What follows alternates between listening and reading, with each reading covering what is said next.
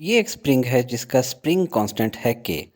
अगर इसको दो इक्वल हाफ्स में डिवाइड कर लिया जाए तो इसमें से हर एक का स्प्रिंग कांस्टेंट की वैल्यू क्या होगी?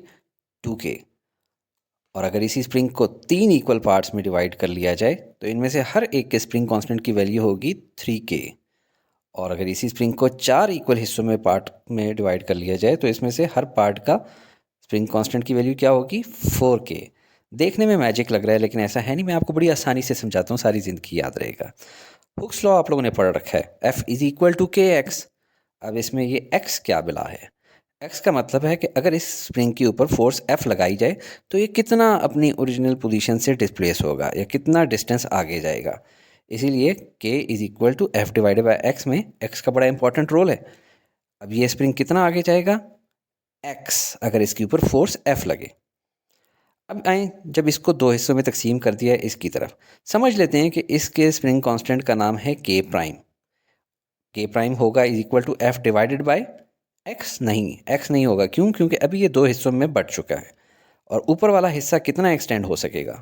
जब पूरा स्प्रिंग एक्स एक्सटेंड हो सकता था तो आधा स्प्रिंग एक्स बाय 2 एक्सटेंड हो सकेगा। इसलिए K prime is equal to F divided by X की जगह एक्स डिवाइडेड बाय 2। अब ये देखें, ये चीज़ डिनोमिनेटर है और डिनोमिनेटर का जो डिनोमिनेटर है वो न्यूमिनेटर बन जाता होता है। तो अब हो जाएगा K prime is equal to 2 into F divided by X. अब ये देखें, ये क्या चीज़ है? एफ डिवाइडेड बाई एक्स, और एफ डिवाइडेड बाई एक्स की वैल्यू क्या है? के।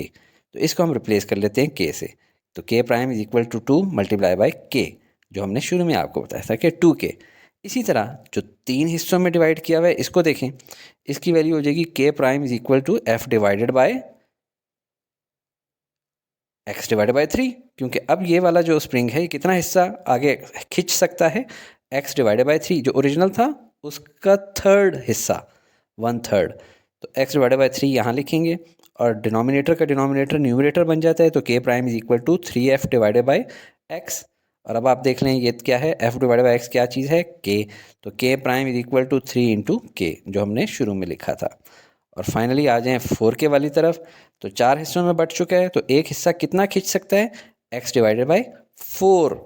तो वो यहाँ पे लिखेंगे और डिनोमिनेटर के डिनोमिनेटर जो 4 है ये ऊपर चला जाएगा। तो अब क्या हो जाएगा? k prime is equal to 4f divided by X. और ये क्या है? f डिवाइडेड बाई एक्स, जिसकी वैल्यू क्या होती है? k। तो k prime is equal to 4k, यानी इस स्प्रिंग के स्प्रिंग कांस्टेंट की वैल्यू हो जाएगी 4k। उम्मीद है आपको वीडियो पसंद आ गई हो। अगर पसंद आई है तो लाइक शेयर सब्सक्राइब करना हरगिज़ ना भूलिएगा। Thank you.